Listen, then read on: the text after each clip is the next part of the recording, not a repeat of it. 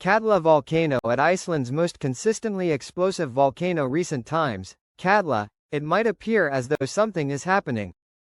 Not only has the rate of earthquakes recently spiked underneath this volcano by a factor of 2.5 alongside an increase in tremor levels, but also a notable amount of ground deformation indicating uplift has occurred since June 22. With a rate of uplift totaling 3.15 centimeters in only a 12-day timespan, there must be a magmatic intrusion ongoing underneath this volcano, right? No, probably not. While this is certainly possible, I don't think a magmatic intrusion is ongoing or even a form of significant volcanic unrest, as despite the data seemingly showing these things, I suggest that something else is occurring which is more likely.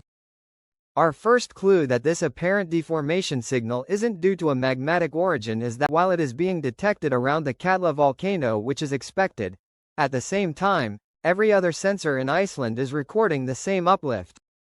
And this is despite many of these sensors being too far away from volcanoes which known ongoing magmatic intrusions to be affected by associated uplift. Expanding on this point, the apparent uplift signal was also detected with a similar intensity nearly 1 year ago during late July and early August of 2024. Thus, meltwater movement?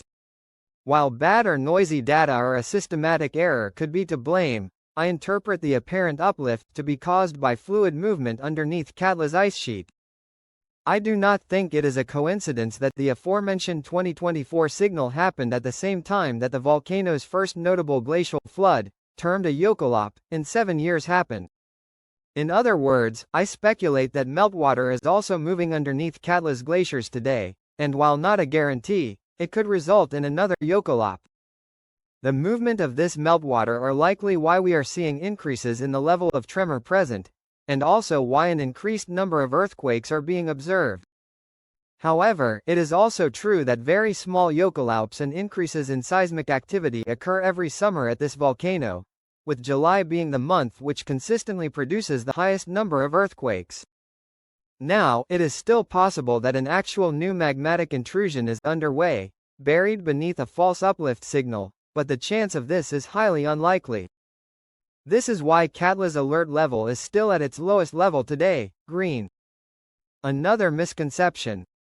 It is true that Katla is undergoing an unusually long period of not producing an eruption, that being 107 years and counting. And yes, since Iceland was settled, eruptions have occurred an average of once every 45 years. However, that fact does not make Katla overdue or even more likely to have an eruption than if it had, say, hypothetically erupted in 1990. When the next eruption from Katla will happen is completely unknown, but when it does occur, typical eruptions, the odds are the eruption will be highly explosive, rating on the Volcanic Explosivity Index as either a 3, 4, or 5. Such an eruption is most likely to occur within Katla's large caldera, releasing a sub-Plinian or Plinian eruption column, and generating Jökulhlaups. However, flank eruptions, the largest of which occurred at Elgja in the 10th century, are also possible, just far less likely. As a final note, I would like to thank this channel's patrons on Patreon and channel members on YouTube for supporting my work.